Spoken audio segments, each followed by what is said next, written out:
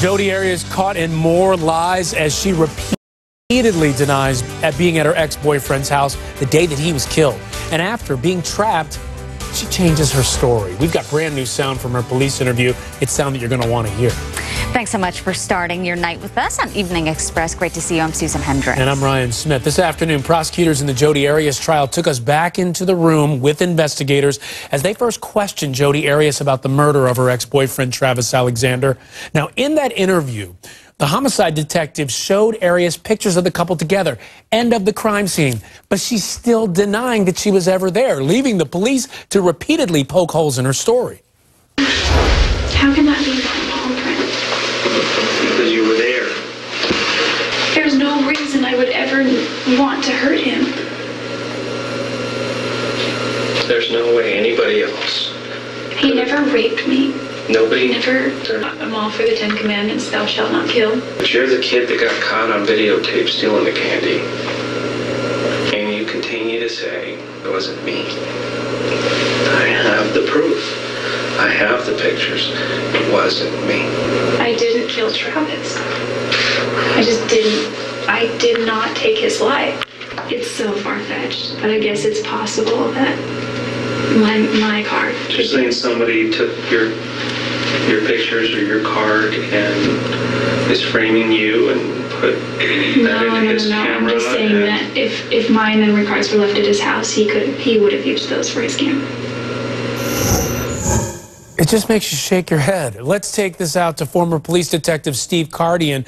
And Steve, what is it like to sit there at the table in an interrogation across from someone who is lying like that? You know they're lying, but you need the information. We take for granted that during an interrogation like this, especially a high-profile case, we're going to be lied to. It's kind of a three-pronged effect.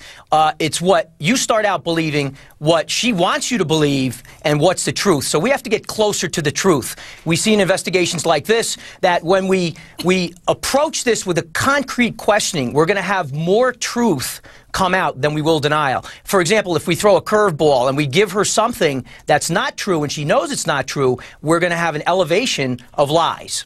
Okay, and you know what? This interrogation is a very interesting study of how it's done, because many times the investigator's putting out a question, he waits, and he lets Jodi Arias dig that hole a little bit, but he's also playing the good guy. Is this how you would do it?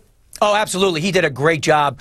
Great police work, great investigatory skills displayed by Detective Flores. You know, we have, like, the fantasy reality statement would be something that she said in the first interview. Let's say, for a second, I did it. That's fantasy and part reality. And then he said, well, what if I did do, what would the punishment be? That's the punishment statement. So he starts in the very beginning getting to her.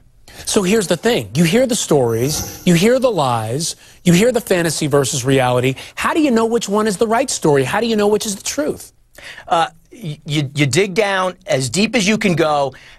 By the evidence at the scene, by that crime scene, now you have those pictures. You release them to her at a critical moment when she's weak, and you'll weaken her further and get her to reveal that there is no backing out of this. It's me, and I've got to come up with another lie. See, we get partial truths, we get partial lies, but we will never get the full story. She will never give up 100% like she didn't with the gun. Okay, let's take a look at some more of her lies, some more of her statements in this interrogation. Okay, let's say for a second that I did. And I say, I did it. I mean, The motive is there. The jealousy issue. but I wouldn't even say it was jealous. And that's what gets you right there. I wouldn't even say he was jealous. That's that projection that she's using to talk about him when the officer is talking about her. But that's your let's say if I did it moment. And is that the moment in your interrogation that you say, wait a second, I think I got this person coming close to a confession? Absolutely. She's very close to a confession there.